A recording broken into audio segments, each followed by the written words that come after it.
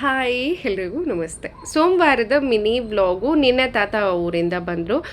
ಬೆಳಗ್ಗೆ ಎದ್ದ ತಕ್ಷಣ ಫ್ರೆಶ್ ಅಪ್ ಆಗಿ ವೈಶು ವೈಭವನ್ ಬುಕ್ಕನ್ನಾದರೂ ಓದ್ತಾರೆ, ಇಲ್ಲ ಪೇಪರ್ನ ರಿಪೀಟೆಡ್ ಆಗಿ ಓದ್ತಾನೆ ಇರ್ತಾರೆ. ಇವತ್ತು ಬೆಳಗ್ಗೆ ಅವ್ರ ಕಣ್ಣಿಗೆ ಭಗವದ್ಗೀತೆ ಬುಕ್ ಬಿತ್ತು. ಸೊ ಒಂದೂವರೆ ಗಂಟೆ ನಾನ್ ಸ್ಟಾಪ್ ಆಗಿ ಬುಕ್ಕನ್ನು ಓದ್ತಾ ಇದ್ರು. ಒಂದು 10 ನಿಮಿಷ ಫ್ರೀ ಟೈಮ್ ಸಿಕ್ಕಿದೆ ಅಂದರೆ ಸಾಕು, ನಾವು ಫೋನ್ ಹೋಗಿ ನೋಡ್ತೀವಿ. ಬಟ್ ತಾತ ಹಾಗಲ್ಲ, ಬುಕ್ ಓದೋದಂದರೆ ಅವ್ರಿಗೆ ಸಿಕ್ಕಾಪಟ್ಟೆ ಇಷ್ಟ.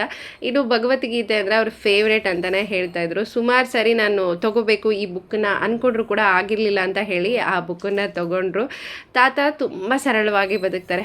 ಸುಮಾರು 12 ವರ್ಷದಿಂದನೂ ನೋಡ್ತಿದ್ದೀನಿ. ಅವತ್ತು ಹೇಗಿದ್ರು ಇವತ್ತು ಹಾಗೇ ಇದ್ದಾರೆ, ಸ್ವಲ್ಪ ಕೂಡ ಬದಲಾವಣೆ ಇಲ್ಲ. ಎಷ್ಟೋ ಸಾರಿ ಅವರು ಸರಳವಾಗಿರೋದನ್ನು ನೋಡಿ ಇವಾಗ ಎಲ್ಲ ಚೆನ್ನಾಗಿದೆ, ಹಂಗೆ ಬದುಕ್ಬೋದಲ್ಲ ಹಿಂಗೆ ಬದುಕ್ಬೋದಲ್ಲ ಅಂತ ಹೇಳಿದಾಗ ಅವ್ರು ಹೇಳೋದು, ನಾನು ಚಿಕ್ಕ ವಯಸ್ಸಲ್ಲೇ ಸುಮಾರು ಕಷ್ಟಪಟ್ಟಿದ್ದೀನಿ, ಚಿಕ್ಕ ವಯಸ್ಸಲ್ಲೇ ಸುಮಾರು ಜವಾಬ್ದಾರಿಗಳನ್ನು ನನ್ನ ಹೆಗಲ ಮೇಲೆ ಹಾಕ್ಕೊಂಡಿದ್ದೀನಿ, ಒಂದೊಂದು ರೂಪಾಯಿಗೂ ನಾನು ಕಷ್ಟಪಟ್ಟಿದ್ದೀನಿ, ಆವಾಗ ಹೇಗಿದ್ದೆ ನನಗೆ ಇವಾಗಲೂ ಹಾಗಿರೋದೇ ಇಷ್ಟ ಆಗುತ್ತೆ ಅಂತಲೇ ಹೇಳ್ತಿರ್ತಾರೆ. ಆಡಂಬರ ಅನ್ನೋದು ಸ್ವಲ್ಪ ಕೂಡ ಇಷ್ಟ ಇಲ್ಲ. ಅವರ ಆಡಂಬರ ಏನಿದ್ರು ಆರೋಗ್ಯದಲ್ಲಿ ಅನ್ನೋದು ಮಾತ್ರ ಅವರು ಪ್ರೂವ್ ಮಾಡ್ತಾನೆ ಬರ್ತಿದ್ದಾರೆ. ಪ್ರತಿನಿತ್ಯ ಊಟದಲ್ಲಿ ಹಾಲು ಮೊಸರು ಮಜ್ಜಿಗೆ ಅನ್ನೋದು ಹೇರಳವಾಗಿರಬೇಕು. ಸೊ ತುಂಬ ಆರೋಗ್ಯಕ್ಕೆ ಮಹತ್ವ ಕೊಡ್ತಾರೆ. ರೆಗ್ಯುಲರ್ ಆಗಿ ಕೆಲಸಗಳನ್ನು ಮಾಡ್ಕೊಳ್ತಾರೆ. ಸೊ ಮನೆಯಲ್ಲಿನೇ ಊಟ ಮಾಡ್ತಾರೆ. ಹೊರಗಡೆ ಹೋಗಿ ಅದು ತಿನ್ನೋದು ಇದು ತಿನ್ನೋದು ಏನೂ ಮಾಡಲ್ಲ.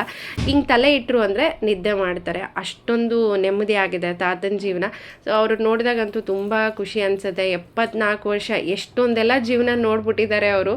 ಅವ್ರ ಜೊತೆ ನಾವು ಇದ್ದೀವಲ್ಲ, ಅದೇ ನನಗೊಂದು ಪ್ರೌಡ್ ಫೀಲ್ ಅಂತಲೇ ಅನಿಸುತ್ತೆ ನಿಜವಾಗ್ಲೂ. ಇನ್ನು ತಾತಗೋಸ್ಕರ ಇವತ್ತು ಪಂಪ್ಕಿನ್ ಪೂರಿ ಹಾಗೆ ಚಟ್ನಿ, ಸ್ವೀಟು ಸಂಡಿಗೆನೆಲ್ಲ ಮಾಡಿದೆ. ರೊಟ್ಟಿ ಪಲ್ಯನೇ ಇಷ್ಟ ಆಗೋದು, ಬಟ್ ಇಟ್ಟಿರಲಿಲ್ಲ.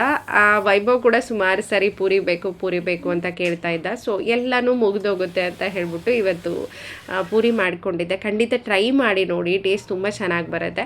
ಪಂಪ್ಕಿನ್ನ ಬಾಯ್ಲ್ ಮಾಡಿ ಸ್ಮ್ಯಾಶ್ ಮಾಡಿಕೊಂಡು ಗೋಧಿ ಹಿಟ್ಟಲ್ಲಿ ಕಲಿಸ್ಕೊಳ್ಳೋದಷ್ಟೇ. ಟೇಸ್ಟ್ ಮಾತ್ರ ತುಂಬ ಚೆನ್ನಾಗಿರುತ್ತೆ, ಆರೋಗ್ಯಕ್ಕೂ ತುಂಬ ಒಳ್ಳೆಯದು.